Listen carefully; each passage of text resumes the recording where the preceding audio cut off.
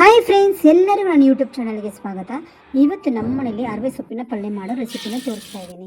ಸ್ವಲ್ಪ ಸಾಸಿವೆ, ಕಡಲೆಬೇಳೆ, ಉದ್ದಿನಬೇಳೆ, ಜಜ್ಜಿದ ಬೆಳ್ಳುಳ್ಳಿ, ಹಚ್ಚಿದ ಈರುಳ್ಳಿ, ಒಂದು ಈರುಳ್ಳಿ ದೊಡ್ಡ ಈರುಳ್ಳಿ ಹಾಕಿದ್ದೀನಿ ಫ್ರೆಂಡ್ಸ್. ಅದೇ ಜೊತೆ ನಾನು ಸ್ವಲ್ಪ ಉಪ್ಪನ್ನು ಹಾಕ್ಕೊಂಡಿದ್ದೀನಿ.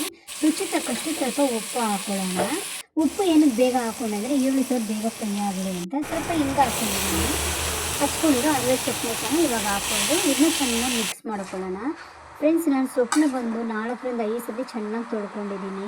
ಇವಾಗ ಇದನ್ನು ಒಂದು 10ರಿಂದ 15 ನಿಮಿಷ ನಾವು ಸ್ಟೋವ್ ಮುಚ್ಚಿಟ್ಬಿಡೋಣ. ಆಮೇಲೆ ತೆಗೆದಾಗ ಸ್ವಲ್ಪ ನೀರಿಗಿದೆ, ಅದನ್ನ ಲೋ ಫ್ಲೇಮಲ್ಲಿ ಇಟ್ಟು ನಾವು ಸ್ವಲ್ಪ ಡ್ರೈ ಫ್ರೈ ಮಾಡ್ಕೊಳ್ಳೋಣ. ನೋಡಿ ಫ್ರೆಂಡ್ಸ್, ಬಿಸಿ ಬಿಸಿ ಅರವೆ ಸೊಪ್ಪಿನ ಪಲ್ಯ ರೆಡಿಯಾಗಿದೆ. ಇದಕ್ಕೆ ನಾನು ಇವಾಗ ಕೊಬ್ಬರಿನ ಹಾಕ್ಕೊಂಡಿದ್ದೀನಿ. ಇವತ್ತು ನಮ್ಮ ಮನೆಯಲ್ಲಿ ಸಾರು ಏನು ಮಾಡಿದ್ದೀನಿ ಅಂದರೆ ಮೂಲಂಗಿ ಸಾರು ಮಾಡಿದ್ದೀನಿ. ಬಿಸಿ ಬಿಸಿ ಅರವೆ ಸೊಪ್ಪಿನ ಪಲ್ಯ ಟೇಸ್ಟ್ ಮಾತ್ರ ತುಂಬ ಚೆನ್ನಾಗಿ ಬಂದಿತ್ತು ಫ್ರೆಂಡ್ಸ್. ಸಣ್ಣ ರೆಸಿಪಿ ನಿಮ್ಗೆ ಇಷ್ಟ ಆಗಿದ್ದರೆ ನೀವು ಒಂದ್ಸರಿ ಮನೆ ಟ್ರೈ ಮಾಡಿ ನೋಡಿ, ನನಗೆ ಕಮೆಂಟ್ ಮಾಡಿ.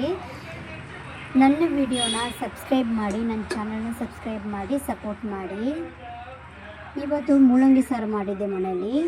ಸ್ವಲ್ಪ ಟೊಮೊಟೊ ಪಿಕ್ಕಳು, ಇದು ನಾನು ಮನೇಲಿ ಮಾಡಿರೋದು. ಟೊಮೊಟೊ ಪಿಕ್ಕಳು ಹಾಕ್ಕೊಳ್ತಾ ಇದ್ದೀನಿ.